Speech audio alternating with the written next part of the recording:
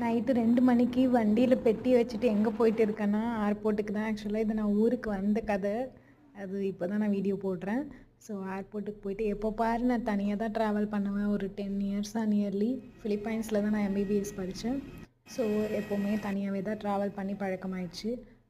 Flight ஏறியாச்சு. இனிமேல் இங்கே தூங்கினேன்னா டெல்லியில் தான் போயிருந்திருப்பேன். ஸோ வந்தாச்சு. ரொம்ப கோல்டாக இருந்துச்சு. இனிமேல் மெட்ரோலேருந்து போயிட்டு நம்ம ட்ரெயின் பிடிக்கணும் என்னோடய ஊருக்கு. இந்த ஒரு மெட்ரோ மேப்பை நான் ஒரு 2 மணி நேரமாக பார்த்துருப்பேன். ஆனால் எனக்கு எதுவுமே புரியலை. அப்புறம் எப்படியோ யார்கிட்டயோ கேட்டு வந்துட்டேன். 2 ட்ரெயின் மாறணும், லேன் அது இதுன்னு ஏதோ பிங்க்கு எல்லோன்னு சொல்லுவாங்க. எல்லாமே மாறி அப்புறம் வெளியே வந்து இந்த போகா சாப்பிட்டோன்னு தான் உயிரே வந்துச்சு. அப்புறம் கரும்பு ஜூஸ் குடிச்சிட்டு ரயில்வே ஸ்டேஷன் ட்ரெயின்குள்ளே வந்துட்டேன். ஸோ ஊருக்கு வந்தாச்சு.